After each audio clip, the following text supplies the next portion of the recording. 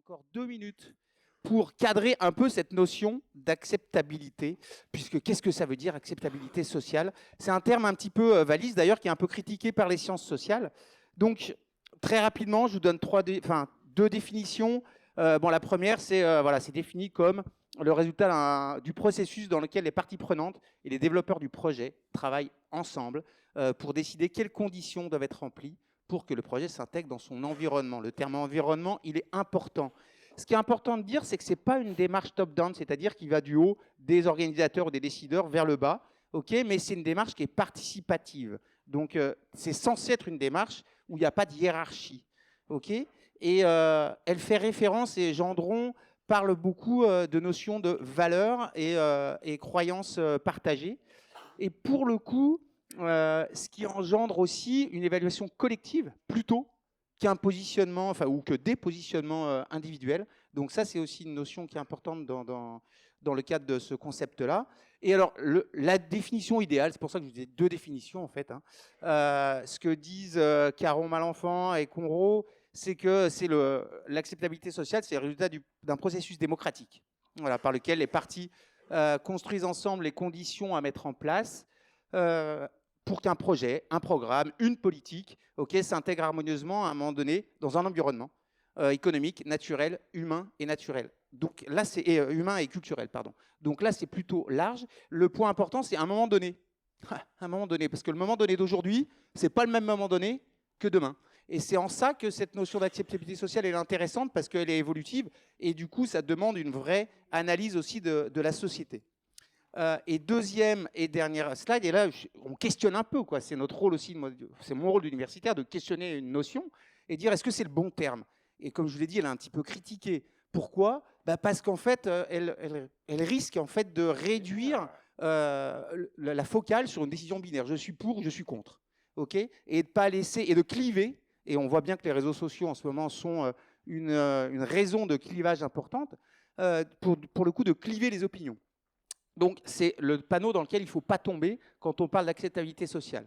Par contre, moi, j'ai déterminé 2 points vraiment intéressants. C'est qu'elle permet, de clarifier, de structurer les causes de résistance au changement, d'une part et d'autre, que ce soit de la part de la population ou de la part des structures, des territoires, des entreprises, puisque les résistances au changement ne sont pas...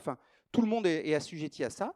Et puis, le deuxième point, c'est d'inviter, pour le coup, à une réflexion en fait, sur les actions, les projets qu'on met en œuvre. Est-ce qu'ils sont bien ou pas? Et le fait d'avoir des résistances, d'avoir des problématiques d'acceptabilité, ça impose de se remettre un petit peu en question. Donc c'est ça, en ça, ce terme-là, il est pour moi intéressant.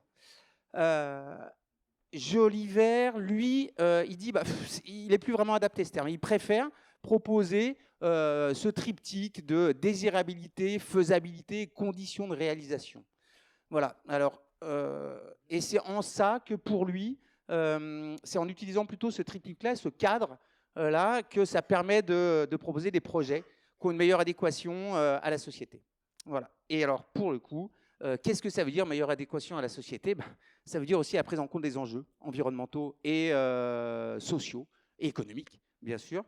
Et pour qu'un événement, finalement, ou qu'un projet rentre dans ce cadre d'acceptabilité sociale, il faut à la fois qu'il soit acceptable, d'un point de vue des enjeux sociétaux et environnementaux, et aussi accepté par l'ensemble des acteurs.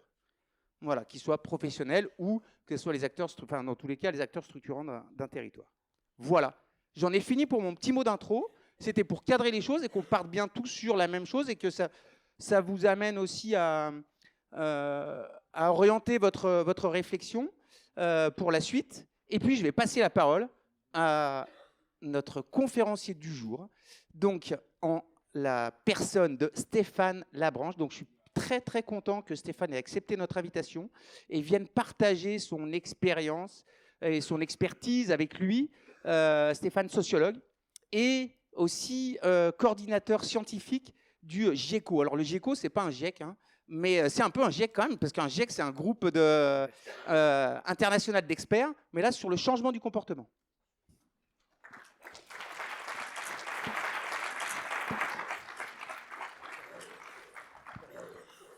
Alors, Non, pas mal ta critique sur les limites de l'acceptabilité, parce que j'allais le faire, et tu couvres 2, 3 trucs. Je voudrais en rajouter quelques-unes, si ça te va. Donc, je m'appelle Stéphane Abranche, je suis sociologue du climat. Effectivement, je travaille sur le climat depuis 2003. De manière sociologique, j'essaye de comprendre les freins et les freins, les moteurs au changement de comportement. Je considère que les freins ne sont pas simplement passifs, c'est-à-dire on s'assoit sur le siège, on ne bouge pas. Un frein, il y a des puissances, des forces psychologiques, des drivers, des facteurs très puissants qui nous amènent à ne pas changer. Donc, ne pas changer, c'est très actif aussi. Et donc, il faut prendre en compte, je vais vous donner des exemples. Deuxième chose, sur l'acceptabilité, il y a effectivement quelques pièges avec l'acceptabilité, donc la vision binaire des choses, c'est acceptable ou pas. Un deuxième, c'est tout de suite rentrer dans le piège de rendre acceptable, c'est-à-dire faire du marketing, en d'autres mots. Okay?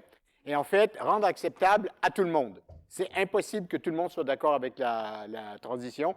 Il n'y a jamais une société dans toute l'histoire de l'humanité où tout le monde était d'accord sur un truc. Et ça ne sera pas le cas cette fois-ci non plus. Okay? Donc, rendre acceptable selon quelles conditions? Selon quelle catégorie de la population? Qu'est-ce qui fait qu'il est difficile d'accepter quelque chose?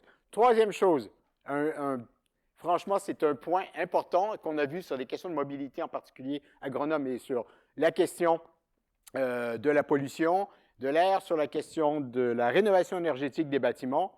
Nous sommes tous d'accord pour qu'il y ait moins de voitures sur la route, mais pas la mienne. Okay? On peut être en accord avec le fait qu'une politique publique existe de transition, mais il ne faut pas que ça s'applique à moi. Nous sommes tous d'accord qu'on devrait tous manger moins de viande. Qui le fait? Okay? Donc, ce n'est pas parce qu'on accepte que quelque chose existe ou son principe qu'on se l'approprie et que ça se transforme en changement de comportement. Okay? Ça, c'est une chose très, très importante. Et ça renvoie à une autre leçon. Ce n'est pas parce qu'on sait que quelque chose existe, le changement climatique, la crise de la biodiversité, les rapports du GIEC, les données scientifiques, que ça nous amène à changer quoi que ce soit par ailleurs. Et donc, derrière cette idée d'acceptabilité sociale, il y a une grosse partie de ce que je vais vous présenter aujourd'hui. Si vous voulez, vous pouvez réinterpréter ce que je vais vous présenter comme étant tous les facteurs qui rentrent en compte qu'on essaie de comprendre l'idée d'acceptabilité sociale et qui fait qu'on peut presque dire, sans vous échange, je ne voudrais pas rejeter la notion complètement, mais que c'est un peu bancal quand même, un peu comme la notion de développement durable. Donc aujourd'hui, c'est qui a vraiment envie de changer pour la transition. Je vais surtout me focaliser sur la transition climat et un peu sur la biodiversité. Ça, je l'ai fait. Alors, on va commencer par ce qui se passe à l'intérieur du cerveau, avec un peu de sciences neurocognitive. Le cerveau, c'est une machine superbe. Qui est super efficace et qui, pour être efficace, doit être super paresseuse. Okay? Et donc, en fait, le cerveau va mettre en place différentes stratégies pour réduire sa consommation d'énergie. On est en pleine transition. Et cette manière de réduire la consommation d'énergie du cerveau, c'est plusieurs manières. La première fois que vous allez faire un mouvement, que ce soit au yoga, dans un art martial, dans un sport ou en montagne, ben, votre cerveau va être là en train de se concentrer sur « je mets ma main ici, je mets ma prise là et je monte ». Quand ça fera 10 fois que vous l'aurez fait, votre cerveau va pouvoir penser à ce qu'il va manger le lendemain et vous allez quand même grimper sans vous casser la gueule. Autrement, ce qui se passe au niveau neuronal, c'est qu'il y a des connexions qui sont faites et plus souvent vous les faites, moins besoin de concentration vous avez besoin pour faire ça. J'ai un gamin de 2 ans et demi, il n'a plus besoin de se concentrer pour marcher, mais s'il ne se concentre pas pour descendre les escaliers, une chance sur 2 pour qu'il tombe. Mais dans 6 mois, c'est réglé. OK? Donc, il y a tout le développement neuronal de coordination, mais même à l'âge adulte, on le fait, mais c'est plus compliqué parce que nos habitudes sont déjà profondément ancrées.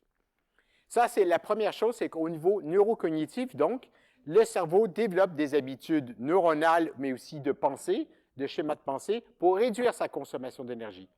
Mais dans une société dans laquelle on essaie de faire une transition écologique, où il faut changer d'habitude, changer de comportement, changer de mode de nourriture, d'alimentation, de machin, de trucs, le cerveau se dit « Oula, on se calme ». Le cerveau est en train de vous dire « Tu me fous le stress ».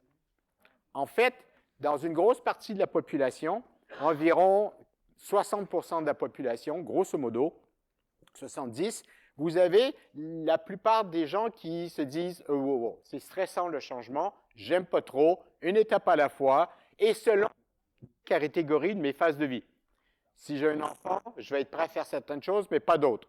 Le deuxième enfant arrive, c'est maintenant reconnu dans tous les pays industrialisés, même si vous êtes des maniaques anti-voiture, la plupart d'entre vous, avec le deuxième enfant, se prennent une voiture. Pourquoi? Parce que c'est juste trop compliqué avec les horaires de la crèche et on n'a pas envie de perdre notre place en crèche et surtout de ne pas se faire engueuler par la nounou. OK? Donc, tous ces petits trucs quotidiens font que le changement est difficile et que selon les phases de vie dans lesquelles on va être porté plus à faire certaines choses que d'autres. C'est pour une partie de la population. Souvent, j'aime pas, les gens ont le ventre mou. C'est pas le ventre mou, c'est le ventre stratégique. Je fais ça à certaines périodes, mais je ne fais pas ça à d'autres.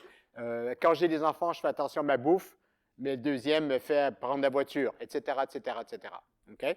Ensuite, il y a environ 15% de la population pour qui changer fout des angoisses. Donc, quand vous avez un message de « il faut changer de mode de vie, de civilisation, passer en neutralité carbone à 2050, etc. », bien là, on tombe dans le déni direct. La première réaction psychologique face à l'angoisse, c'est le déni. Pourquoi? Surtout problème insoluble comme le changement climatique. S'il n'y a pas de problème, il n'y a pas d'angoisse. Donc, vous niez. Donc, le climato-sceptisme, ce n'est pas simplement un rejet. Il y a quelque part dans le climato-sceptisme, on est plusieurs à penser qu'en fait, il y a une certaine acceptation de la réalité, mais c'est juste trop. Et surtout les nouvelles formes de climato-sceptisme. Donc, ça, c'est un autre enjeu, ce déni, cette réaction face au changement. Et enfin, pour environ 15% de la population, changer, c'est fun. C'est un défi. On se donne des nouveaux objectifs, donc on a atteint certains objectifs. On sait comment faire. On s'est dit, bon, c'est bon, je vais vous donner une petite activité à faire. Ce soir, vous allez vous brosser les dents avec la main gauche, si vous êtes droitier. Donc, vous allez un peu galérer avec les côtés, un petit peu de coordination fine. Mais le vrai défi, c'est que je vais vous demander de le faire pendant 2 semaines. Je suis prêt à parier qu'au moins les 3/4 d'entre vous, dans 2 jours, auront déjà oublié. Vous allez faire « Ah, merde! Il m'avait dit que j'allais oublier. » Okay? Pourquoi? Parce qu'on est en comportement automatique. Les comportements automatiques peuvent aller très loin. Ensuite, je vais passer aux représentations sociales. On a fait un test ici à Grenoble. On a demandé aux gens qui arrivaient en vélo, des étudiants, qu'est-ce qu'ils avaient vu durant leur trajet en vélo du centre-ville, de Fontaine, de machin. Incapables de se rappeler les 3/4 du trajet. Leur cerveau est en train de faire autre chose. Parce que ça fait tellement longtemps qu'ils le font, depuis tellement longtemps qu'ils font les mêmes trajets, qu'ils sont en mode automatique. Pourtant, ils ont traversé des rues. Il y avait des voitures, des trams, des bus, d'autres vélos. Il y avait des feux rouges qu'ils ont peut-être grillés. Souvent, en vélo, on le fait. Mais s'il n'y a pas eu un événement un petit peu marquant, on ne s'en souvient pas, mais on ne s'est pas fait tuer pendant le trajet. Donc, une partie de votre cerveau qui est occupée à faire, c'est-à-dire faire du vélo, mais vous pensez à autre chose. Okay? Si jamais vous arrivez dans une autre ville, je ne sais pas si vous avez déjà remarqué, vous allez de votre hôtel vers un restaurant, ça vous prend du temps et le lendemain, c'est 3 fois plus court. C'est parce que vous êtes en train de penser à autre chose, tout simplement. Okay? Donc ça, ce sont les stratégies du cerveau pour diminuer sa consommation d'énergie et là, on lui dit non, consomme, change d'habitude, change de comportement. Donc, les réactions ne sont pas toujours faciles. On peut passer aussi maintenant au filtre personnel. C'est une notion de base des représentations sociales. Vous allez voir à quoi ça joue un rôle super important dans l'acceptabilité sociale. Une représentation sociale, c'est un filtre que l'on met devant sa perception. Le cerveau ne peut pas tout absorber d'un seul coup. C'est juste impossible, c'est trop complexe la réalité. Et donc, si vous êtes fan si vous êtes fan de montagne et que vous êtes en train de vous promener sur le trottoir, et que là, il y a une revue géographie montagne, votre regard va être attiré. Si c'est l'océan ou que vous n'aimez pas l'océan, vous n'allez pas être attiré, tout simplement. Okay? Et donc, moi, quand je vois climat, je le vois. Si je vois dune, je m'arrête. Mais si je vois foot, je ne m'arrête pas et je ne le vois pas. Okay? Il peut être au même endroit. L'idée, c'est que les représentations sociales, donc, c'est un filtre à partir duquel on va percevoir la réalité, mais aussi un sens qu'on peut donner au geste. Très important. Et ces représentations, je vais vous poser une question. Vous faites cuire des œufs dans une marmite et vous mettez un couvercle par-dessus. Vous pouvez mettre le couvercle simplement parce que vous avez appris le couvercle. Il n'y a pas de sens donné. Vous pouvez mettre, levez la main, qui met le couvercle sur les œufs ou les patates, je m'en fous, sur la marmite pour que ça prenne moins de temps. Combien? Parce que vous voulez diminuer vos gaz à effet de serre liés à la consommation d'énergie. Ah, il y en a un peu moins quand même. Combien font pour diminuer la quantité de kilowattheures consommés? Eh ouais, quand je pose exactement la même question devant un terrain d'opérateurs d'énergie, il y a les 90% des mains qui se lèvent parce que les opérateurs d'énergie comprennent les kilowattheures. Il n'y a personne d'autre sur la planète qui comprend d'ailleurs. Okay? Et donc, des kilowattheures, en fait, on a été capable d'identifier comme ça des catégories de gens qui rentrent dans leur interaction avec l'énergie pour des raisons d'écologie, des raisons de kilowattheures, de stabilité ou encore pour diminuer la facture en euros.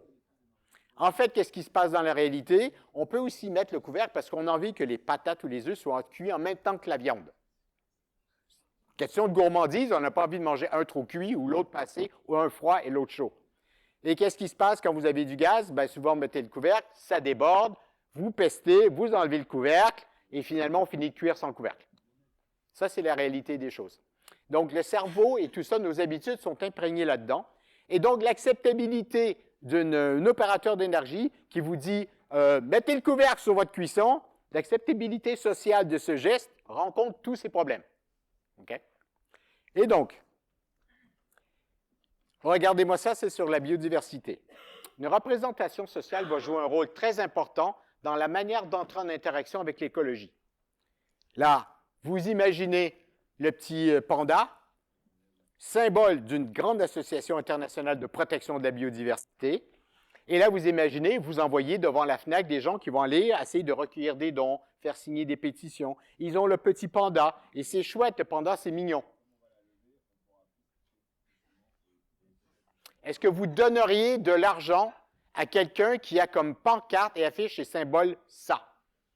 Et je suis vraiment dégoûté parce que le GIF, il ne bouge pas. C'est censé bouger, là. Parce que là, on rajoute le dégoût.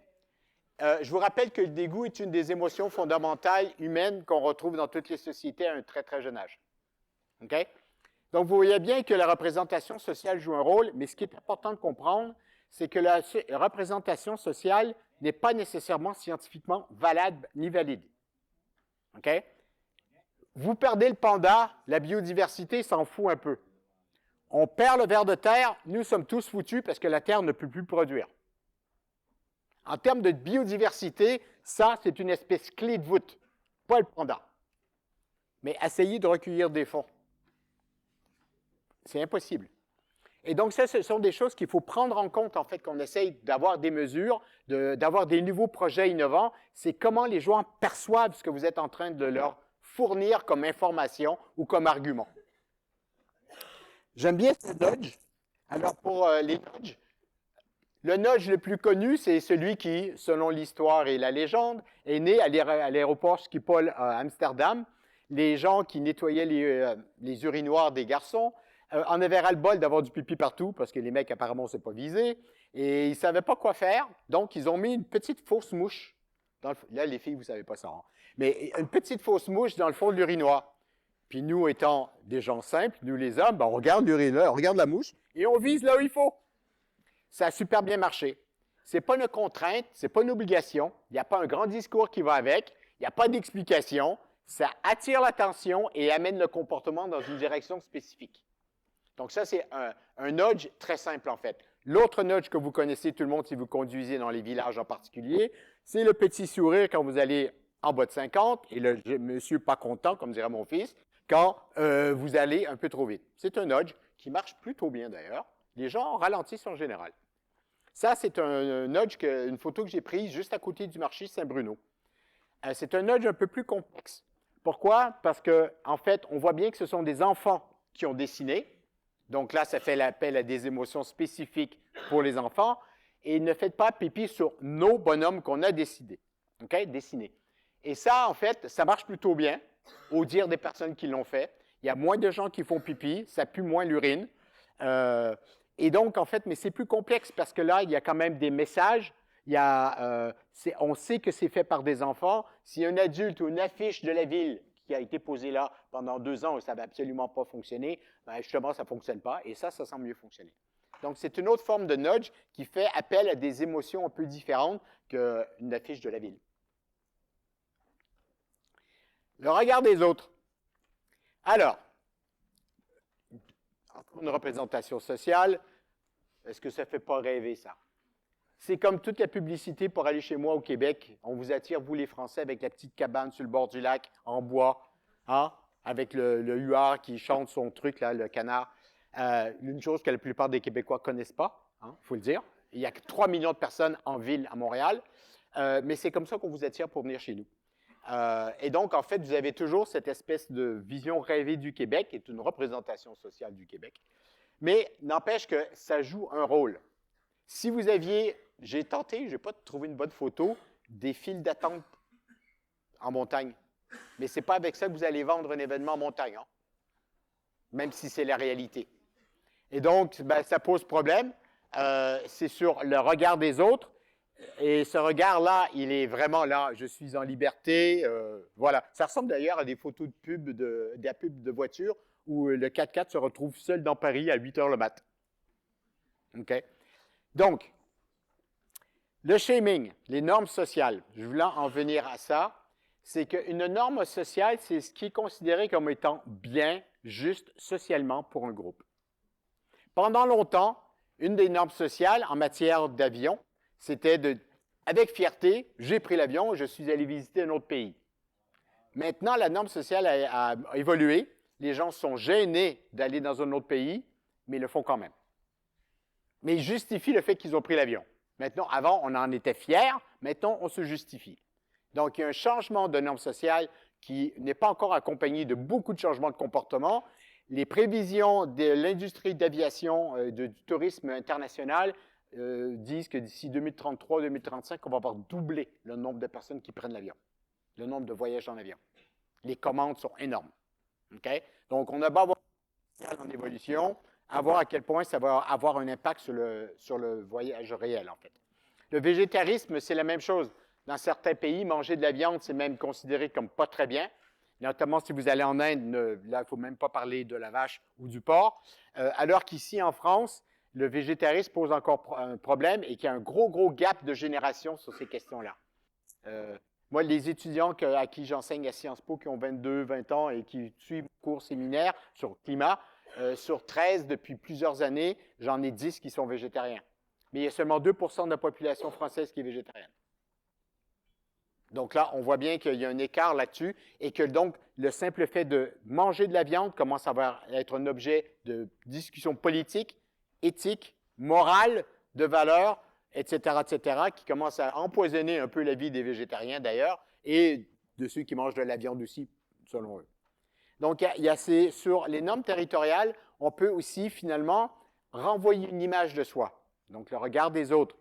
Grenoble renvoie une image d'une ville innovante, écolo, la montagne, la nature, etc., etc. Quoi que vous en pensiez, oui ou pas, c'est l'image qui est renvoyée qui attire certains types de populations, certaines personnes qui ont envie de travailler en montagne dans une ville innovante. Mes recherches sur les questions de climat et d'innovation en matière sociétale, de comportement, ça aurait été beaucoup plus difficile pour moi de les faire dans d'autres villes qu'à Grenoble ou Lyon. Ces deux villes-là, ça aurait été facile. Ailleurs, ça aurait été plus compliqué. Et je le sais, ça. Donc, ce n'est pas qu'une image, il y a une identité territoriale qui va avec et à laquelle il va falloir porter attention.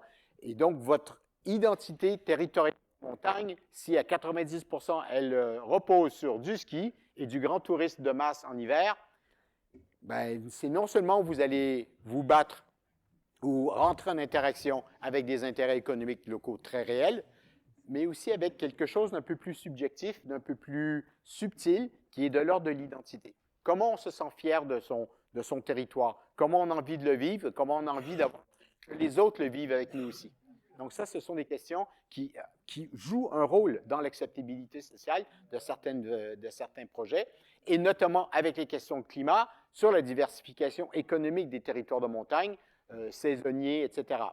À ce sujet, les gens commencent à s'adapter aux nouvelles chaleurs. 2035, on va passer plus d'énergie à se rafraîchir en été qu'à se chauffer en hiver, à partir de 2035 en France.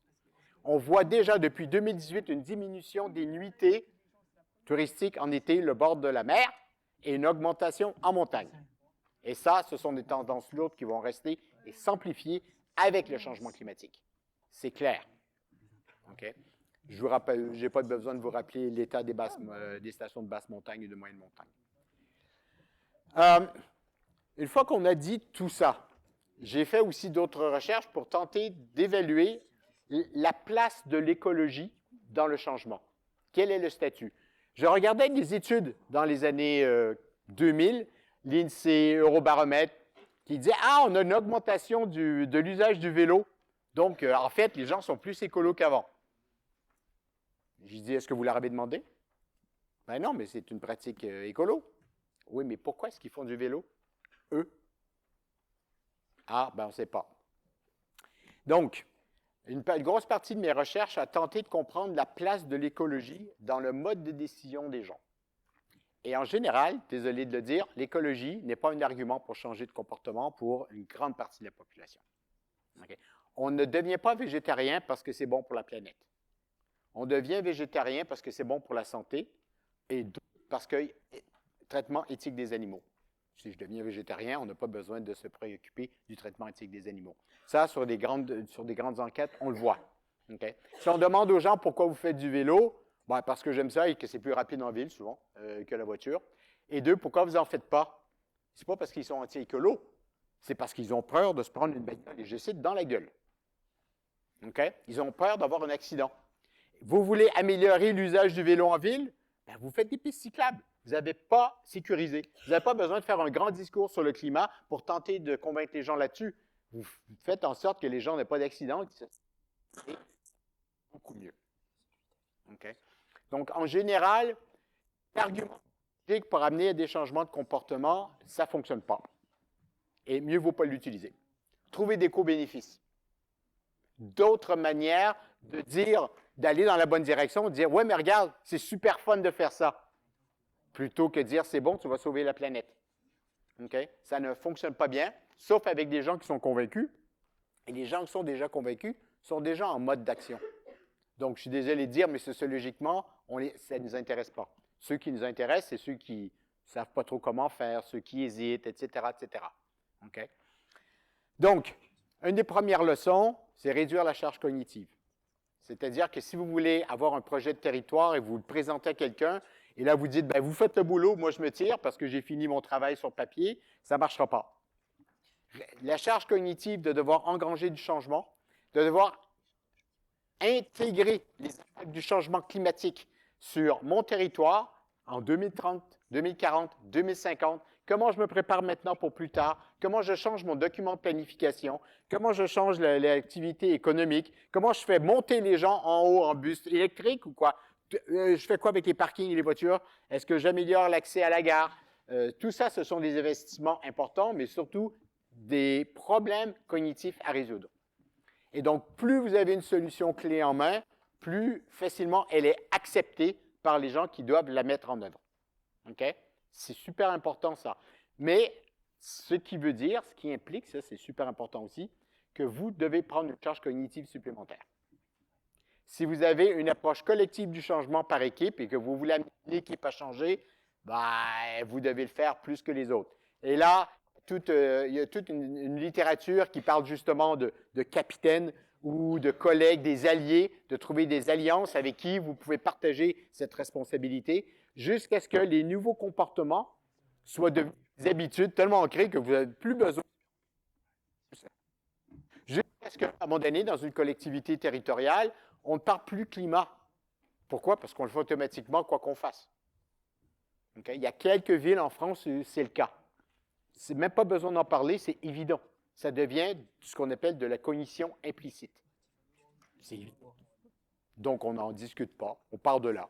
La discussion tourne autour de comment on le fait le mieux possible. Pas si on le fait ou pas, et est-ce qu'on a besoin d'avoir des blablabla. Non.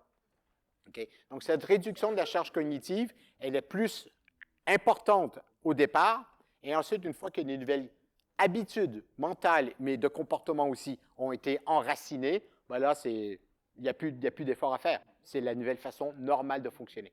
Et donc, dans une période de transition, ben, en fait, c'est ça qu'on remet tout en question, en fait. Sur la question de la science, ça aussi, hein, quand vous regardez les négociations internationales sur le changement climatique, la partie scientifique, le GIEC, elle est très, très peu présente, au fait. Tout ce qu'on sait, quand on est négociateur à cette échelle-là, c'est qu'il ne faut pas dépasser certains parts par million dans l'atmosphère, qu'il ne faut pas dépasser plus 3 degrés en 2050, sinon ça va être la catastrophe. Mais au-delà de ça, ce sont des négociations politiques, économiques, agricoles, négociations de taxes, de douanes, de machins, de trucs. C'est ça qui se passe. Okay? Et donc, en général, les sciences de la communication, la sociologie, la psychologie ont montré que des messages scientifiques, intellectuels, vont avoir un effet à long terme, mais pas sur les changements de comportement à court terme. Okay? C'est à d'autres enjeux émotionnels qui vont rentrer en jeu pour dire « Oh là là, OK, là j'arrête les conneries ». C'est une réaction émotionnelle qui vous fait changer, pas un apprentissage cognitif. L'apprentissage cognitif vous dit dans quelle direction il faut aller ou ne pas aller. Je vous donne un exemple. On peut très bien faire de la diversification énergétique de notre système en retournant au charbon. De manière neutre, objective, la diversification énergétique peut inclure le charbon. Mais on ne le fait pas. Pourquoi? Parce qu'il y a des scientifiques qui nous disent que, un, c'est vraiment pas bon pour la santé, et deux, que c'est pas bon pour le climat non plus. Donc, on exclut ça. Donc, la science n'est pas absente. Sauf qu'une fois qu'on est dit, on exclut le charbon, on fait quoi? En termes d'énergie renouvelable. Et vu que l'éolienne n'est pas acceptée partout, on ne peut pas en mettre partout. Et vu que le photovoltaïque, avec le coût de rachat, ça commence à être difficile pour un individu, il y a un autre obstacle, etc., etc., etc. OK? Troisième enjeu, qui est super important, qui est souvent lié au message des associations environnementales et des rapports du GIEC, c'est que le message, il est « Nous sommes tous dans la merde, c'est le cauchemar qui arrive, c'est la catastrophe, changez ». Première réaction du cerveau, c'est d'avoir peur. Deuxième, angoisse. Troisième, déni. Donc, arrêtez de toujours proposer et de présenter le problème de l'environnement comme étant une crise, vous en parlez pendant 1 heure, et ensuite le conférencier se tire. Et ouais, ben non. Parlez beaucoup plus de solutions pratiques et parlez à quel point ça peut être le fun de tenter des trucs différents. Ça, avec mon troisième point, c'est plutôt que de faire un grand discours sur le végétarisme, faites une bonne bouffe végétarienne et donnez les recettes après. Ça marche mieux.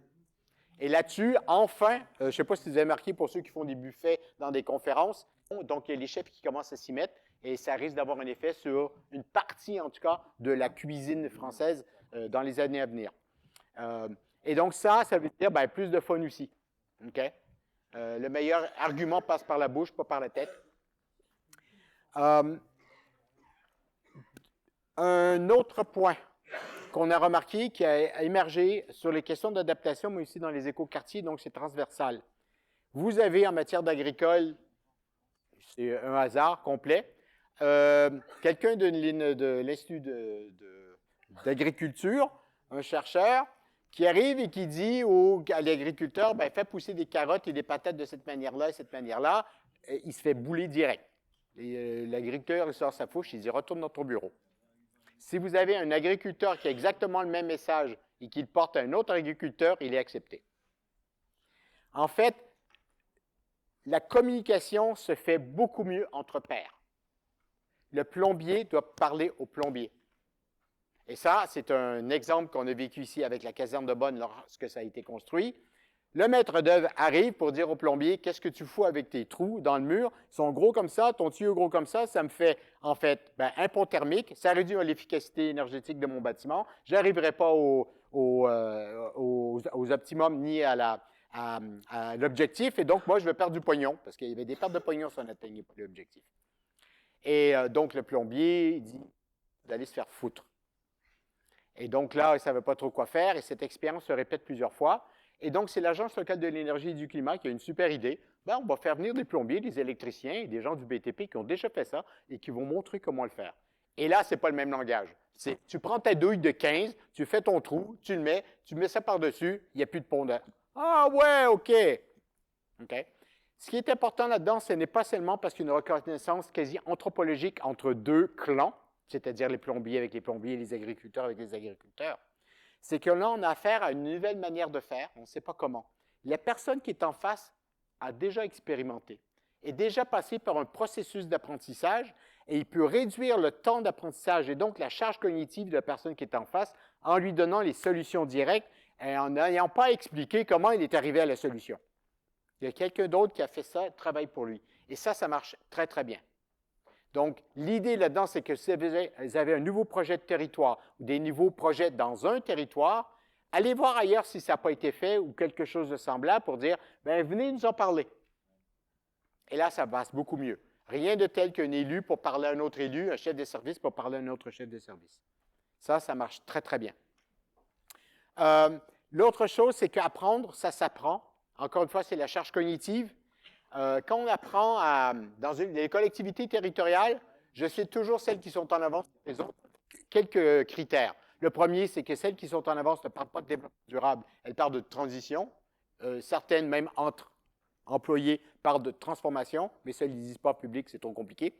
Acceptabilité sociale, 0, hein, quand on parle de transformation.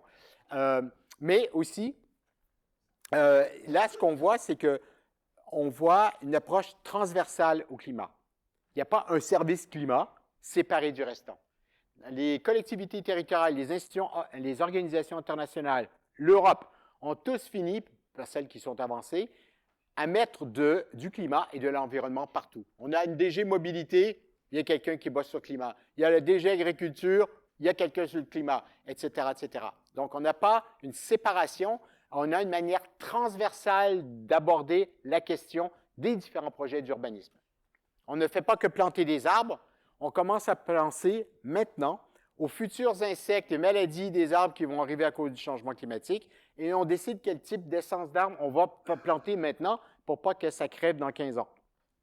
Et on commence à penser aussi le fait que si on plante maintenant des arbres qui vont demander plus d'eau dans 15 ans alors qu'on va avoir moins d'eau, c'est peut-être pas la bonne essence à planter. Donc là, on a affaire à des trucs transversaux, à des enjeux transversaux. On a besoin d'hydrologie, d'hydrologue, on a besoin du service vert et on a besoin de la planification urbaine pour savoir où on va aller mettre les arbres, puis à quel point il faut enlever le béton qui est par terre. Okay? Peut-être un dernier élément, c'est cette question de la prospective et de l'avenir. J'ai parlé de ces images catastrophiques qu'on a depuis très longtemps et qui ne fonctionnent pas très bien pour amener à des changements. Bien, si ce n'est pas le cas, qu'est-ce qu'on fait à la place? Et depuis 2018 environ, il se passe quelque chose d'assez intéressant. Les ministères ont commencé, et aussi des associations, ont commencé à faire de la scénarisation positive. Si on réussit la transition 2050, à quoi pourrait ressembler une France? Au quotidien, pour vous. À quoi pourrait ressembler votre territoire de montagne en 2050 si vous réussissez la transition? Quel type de boulot il va y avoir? Quel type de population est-ce qu'il va y avoir? On va faire quoi pendant l'hiver ou pendant l'été? Et c'est donc de donner une image assez positive d'une société qui est différente, mais qui fonctionne et qui n'est pas la fin du monde, qui n'est pas catastrophiste, n'est pas de l'écofascisme non plus, mais qui nous permettra de réaliser ça. Et ça, ce sont des exercices qui marchent plutôt bien, parce que ça nous fait sortir de l'angoisse et du catastrophisme, et ça peut aussi donner des pistes d'action.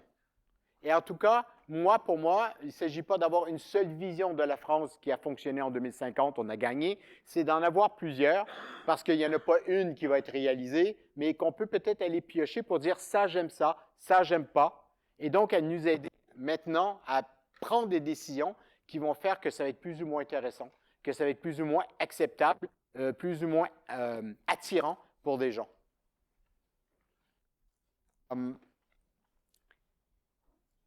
Grande conclusion de tout ça, c'est la place des sciences sociales. Si je fais partie du GIECO, c'est parce que pendant longtemps, je me suis battu pour faire comprendre que la transition écologique n'est pas une transition écologique, c'est une transition humaine. La transition écologique réussie, c'est parce qu'on a, en fait, c'est une conséquence de ce qu'on va avoir fait avec. C'est pas l'inverse. Donc, c'est un peu faux de parler de transition écologique. Parce que, en fait, une 6e extinction de masse, c'est une transition aussi. La vie va continuer après. Ça va être long, mais ça fait déjà 5 qu'on voit, il va en avoir une autre vie après. Là, la question, pour moi, elle n'est pas là. La question est que comment nous, on va vivre cette transition. Et donc, il y a un point, et ça me ramène exactement au début, quand je parlais à mes collègues qui travaillent sur le climat, je leur disais, bon, ben, comment on pourrait travailler ensemble? Et mes collègues du climat disaient, ben, vous êtes sociologue, je ne comprends pas en quoi ça peut avoir rapport avec les molécules dans l'atmosphère. Ben, je dis, vous, le GIEC, et vous nous dites qu'il est probable que ce soit nos activités humaines, donc je ne vois pas pourquoi je ne devrais pas être là. Et quand je disais à mes collègues sociologues que je travaillais sur le climat, je disais à quoi ça a rapport? C'est des molécules dans la haute atmosphère. Donc c'est un peu décourageant. Et donc, mon cheval de bataille depuis 20 ans, c'est de faire valoir la présence et l'importance des sciences sociales. Je ne dis pas qu'il ne faut pas avoir des sciences naturelles, bien sûr qu'il faut. Ce n'est pas avec des sciences naturelles qui analysent les molécules dans la haute atmosphère qu'on va régler des problèmes de comportement.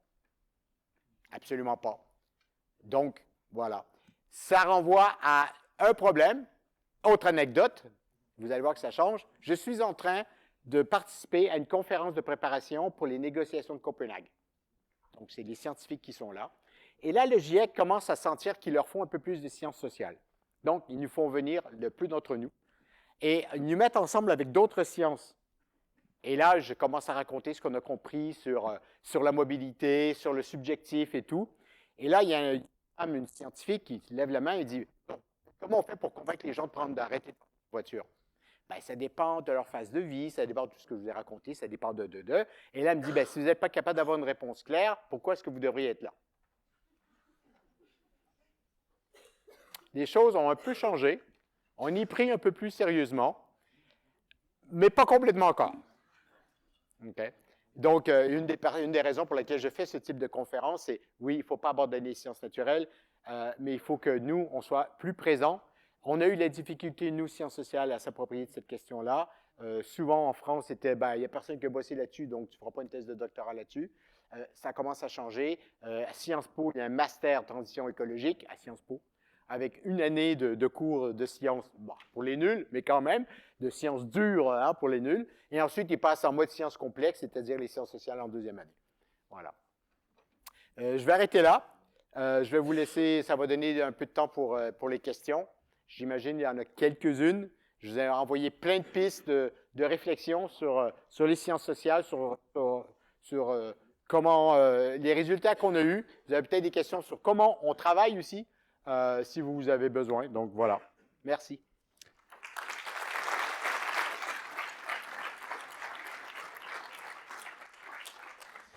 Eh bien, si vous voulez en profiter pour poser des questions à Stéphane, on a un petit quelques minutes là. Donc, il sera un plaisir de vous répondre. Alors, waouh, tu les as impressionnés.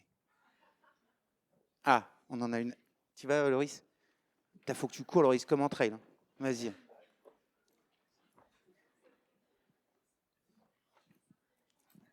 Et on peut se présenter juste comme ça, voilà, juste avant de poser la question, très rapidement. Hein. Guillaume Cremer, consultant basé ici à Grenoble, sur le tourisme durable. J'ai une question. En fait, quand je lis les trucs et que tu les présentes, je mettais ça en opposition avec un truc qui a l'air de fonctionner aujourd'hui et qui n'est pas forcément dans le moins de science et plus de solutions, qui est les CEC, les conventions pour les entreprises pour le climat, où en gros, tu as les dirigeants qui viennent, qui se prennent quand même une bonne baffe dans la gueule au départ par les scientifiques pour vraiment prendre conscience, et après ils remontent le U avec la théorie du U, et petit à petit ils se mettent en mouvement, etc. etc. Et ça a l'air de fonctionner. Comment toi tu le perçois justement en fait, cette forme-là de changement qui au final est peut-être moins dans le... Enfin, vraiment, il y a quand même cette baffe au départ qui fait effet, quoi. Bon, niveau personnel, j'adore les baffes parce que je fais des arts martiaux depuis 40 ans. Et donc, j'en apprécie toute la valeur intrinsèque. Et je fais pas mal de conférences pour la CEC aussi. La première baffe, elle est importante parce qu'il faut secouer un peu. Mais si vous laissez les gens avec la baffe, avec rien d'outils et de solutions après, là, vous restez dans le fond et vous restez en mode déni. C'est juste trop. Vous vous dites merde, merde, merde, merde, merde, et là, c'est l'angoisse, c'est la dissonance cognitive et tout. Et donc, l'avantage des formations de la CEC, c'est qu'ils donnent la baffe, mais ensuite, ils tentent de donner des solutions aussi. Et là, on veut dire, OK, j'ai reçu une baffe, mais je sais quoi faire avec. Je ne peux pas tout faire en même temps, je ne peux pas sauver la planète, mais peut-être que je peux agir à une certaine échelle, etc., etc. Et donc, c'est pour ça que je dis, si vous arrêtez avec la science, c'est vraiment pas bon. Et vous prenez la science et vous en faites quelque chose avec des solutions concrètes, avec une approche qui est de l'ordre plutôt des sciences des comportements, du management, etc. Là, oui. Là je suis d'accord. Oui. Donc, ce n'est pas contradictoire. La science, elle est nécessaire, mais insuffisante. Je profitais du micro puisqu'il est à côté de moi. J'interviendrai tout à l'heure, mais je suis surpris de l'intervention que vous faites sur la fréquentation qui augmenterait beaucoup en montagne l'été par rapport au littoral, parce qu'elle relève de la légende. Il n'y a aucun chiffre sur les 10 dernières années qui prouve qu'il y a une forte augmentation de la montagne l'été. Non, ce n'est pas une forte augmentation, c'est de l'ordre de quelques pourcents. La part de marché du littoral progresse par rapport à la part de marché de la montagne l'été. Mais par contre, ce qui est intéressant, c'est l'inverse. C'est que l'hiver, c'est le littoral qui grignote des parts de marché, réchauffement climatique oblige, à la montagne, parce que les gens iront plus facilement passer le nouvel an à la Grande Motte, parce qu'il peut faire 18 degrés qu'on peut manger dehors. Donc, il faut qu'on fasse attention, parce que ça, c'est... Alors, je dis c'est la légende ou c'est un mythe, parce qu'on aimerait que ça se passe comme ça. On aimerait qu'il y ait une inversion de fréquentation, et que la montagne l'été que l'hiver, parce que la fréquentation de la montagne l'été, de manière assez paradoxale, on a l'impression qu'elle fait moins fondre les glaciers que quand on va faire du ski l'hiver. Mais j'y reviendrai tout à l'heure. Ouais. C'était une étude c'était l'INSEE, et il y a beaucoup d'acteurs de la montagne qui montrent photos à l'appui. Il y a 10 ans, il y avait 2 pecnos autour d'un lac, maintenant ils sont 30 tentes avec tous les déchets qu'on laisse par terre en même temps. Je rencontre beaucoup de parcs naturels et autres zones préservées de gens qui, pendant 20 ans, ont fait démocratiser l'accès à la nature et qui se disent, bon, il faudra peut-être caper tout ça parce qu'on continue à faire des bêtises quand on est en pleine nature, et notamment dans les zones sensibles. Donc, ils disent, il y a toute l'éducation à faire, on n'est pas trop sûr si ça va fonctionner. Et donc, beaucoup sont en malaise sur ces questions-là parce qu'ils croient profondément qu'un contact avec la nature, c'est bon pour les gens. Ce que les études en psychologie montrent, c'est vrai. Mais sauf que quand on y va et qu'on laisse des bouteilles par terre et qu'on fait des feux alors qu'on n'est pas censé et qu'on pollue la petite nappe d'eau ou qu'on va voir le nid du terralire qui est là, on dit « Ah, c'est chouette, les petits bébés sont là ». Ça, ce sont tous des anecdotes observées. Hein. Donc là, ça pose des vrais problèmes de notre impact, en fait, sur le milieu naturel. Une autre question, là, de ce côté. Et pendant que le micro se déplace, juste par rapport à la première remarque et à la CEC, c'était la problématique aussi de la fresque du climat, qui au départ, c'était reproché à la fresque du climat. Tu fais la fresque, tu termines, boum, il n'y a rien. Et là, et voilà. Et du coup, maintenant, c'est un peu réactualisé. C'est à la fin de la fresque du climat, il faut les solutions, quoi. Parce que si tu restes là-dessus, bah voilà, es dans le déni. Ouais. C'est trop, en fait. Bonjour Anne-Laure Meyer. Olivier Hamon prend l'image des nuées d'oiseaux pour expliquer les changements de direction, où les changements de direction commencent toujours par le côté des nuées d'oiseaux. J'aurais aimé savoir si vous avez étudié ça, vous, en termes de comportement sur l'être humain. En fait, dans les sociétés, c'est jamais la majorité qui change de direction de société. C'est toujours une minorité qui va prendre les armes en général dans l'histoire humaine et qui va faire un coup d'État, qui va embrayer sur une nouvelle direction. C'est la première fois dans toute notre histoire que là, quand on parle de collectif humain. Pas collectif civilisation chinoise ou Moyen-Âge en Europe ou je ne sais pas trop quoi. Là, c'est la planète au complet. Chaque humain est impliqué. Et certains des humains ont plus d'importance que d'autres dans la crise parce qu'on va émettre plus que d'autres, ça c'est clair. Mais en fait, là, c'est la première fois qu'on tente de faire une transition de civilisation ou de société de manière consciente et planifiée pour réduire au max les risques de catastrophes, de violence, etc., etc., etc. L'armée américaine reconnaît depuis 2008 que le changement climatique est la menace numéro 1 à la sécurité nationale. Alors, ça va changer dans les prochains jours. Alors, la position de l'armée américaine ne change pas avec les présidents, mais les présidents changent beaucoup, eux, oui. Et donc, cette idée-là, en fait, d'avoir une marge de la population qui est plutôt minoritaire, qui va faire que tout le monde y va, c'est pas une image qui est en fait contraire à ce qu'on peut observer de manière un peu macro sur les changements de société. Mais là, avec un défi supplémentaire, c'est que c'est vraiment global. Là, même la Deuxième Guerre mondiale n'était pas aussi globale que à quoi on fait face maintenant. Puis en plus, on essaie de faire de manière consciente plutôt que simplement réagir. On essaye quand même, pour la première fois de notre histoire, de planifier là où on devrait aller pour les 50 prochaines années. C'est pas si évident que ça. On ne sait pas comment faire. Et le cerveau, dans notre société capitaliste consumériste, n'est pas formé pour ça. Dans notre société consumériste capitaliste, on est surtout formé, en termes cognitifs, à avoir des récompenses immédiates, court-termistes. Et ça, franchement, notre système, il est super bon là-dessus. Il est très, très convaincant. Et, sauf que la question du changement climatique nous demande de faire appel à notre cerveau 2, qui lui est capable de voir, de prévoir, de planifier à long terme. C'est le même cerveau qui est capable de compassion pour autrui. Okay? Le cerveau qui est capable de voir du long terme est celui qui est capable d'avoir de la compassion pour autrui. Okay? Donc, c'est celui qui est capable d'aller au-delà de soi. On a besoin du premier cerveau parce que sinon, ça ne marchera pas, parce qu'on a besoin de notre survie en tant qu'individu, mais il faut les deux. Mais là, dans notre société, c'est surtout le premier qui est encouragé, qui est nourri, qui est récompensé et donc qui est renforcé. Une dernière question. Là-haut, Stéphane.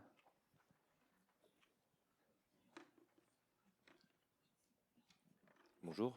Moi, je suis responsable d'exploitation de la patinoire Pôle Sud à Grenoble. Donc, en termes de biais cognitifs, moi, quand j'entends l'accent québécois, je tends l'oreille. J'avais une question sur l'acceptabilité de la majorité de la population en termes sportifs, mais pas que. Quand on nous demande de faire des efforts, mais que, par exemple, les dernières sessions de Jeux Olympiques ou de sport de montagne ont été faits dans des territoires qui ne sont pas forcément des territoires de montagne avec ce qu'on connaît sur la production de neige, etc.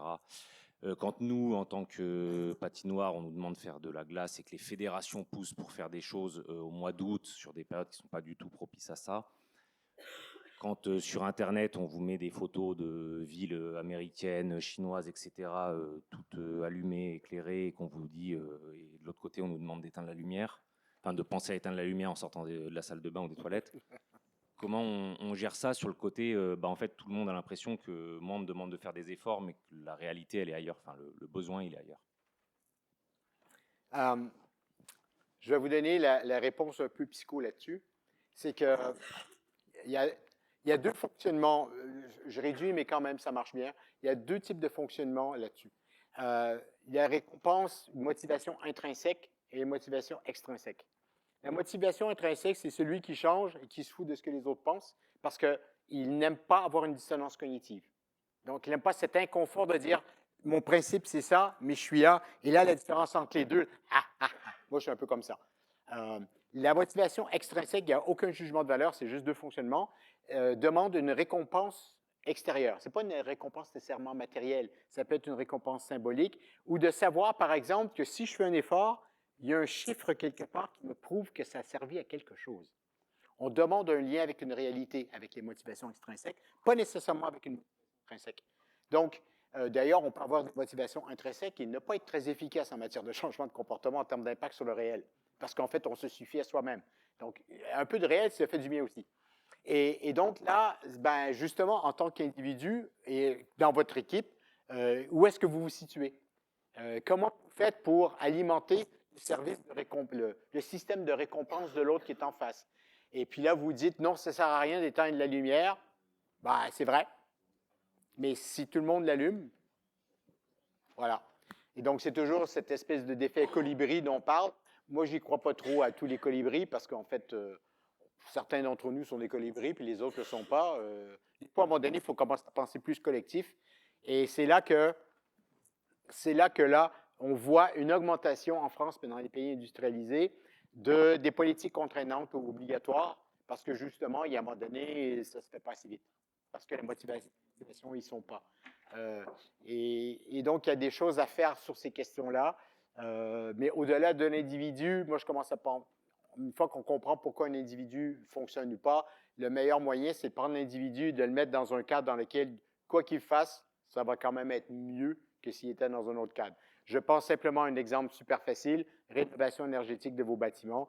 Vous faites de la rénovation, vous continuez à agir exactement comme avant, il n'y a rien de changé, vous faites la même popote, le même chauffage, mais vous consommez moins d'énergie. Il n'y a aucun effort cognitif. C'est tout bénef. Donc là-dessus, ça, c'est des décisions un peu, ça pour moi, c'est de l'ordre vraiment du personnel. Est-ce que je le fais alors que, voilà. Une nouvelle vraiment, vraiment déprimante, je suis désolé, il faut bien que vous en donniez une, sinon vous seriez déçus. Grosse enquête dans 24 pays, 24 001 personnes avant que l'ordinateur arrête l'enquête. Et on a demandé aux gens, quelle est la première action que vous menez pour combattre le changement climatique? Allez, donnez-moi des propositions. Quelle serait, selon vous, la réponse? La première action que les individus mènent pour combattre le changement climatique? Le tri. Donc, ce n'est pas avec le tri qu'on va régler le problème du changement climatique. Et plus les actions sont engageantes et impliquantes en termes de mode de vie, devenir végétarien, cesser de prendre la voiture, arrêter de prendre l'avion, moins c'est pratiqué. Donc, pour aller dans ce sens-là, oui, mieux vaut éteindre les lumières, mais effectivement, il y a peut-être autre chose à faire à côté, de l'ordre de plus du collectif et du structurel. Eh bien, merci Stéphane. Merci.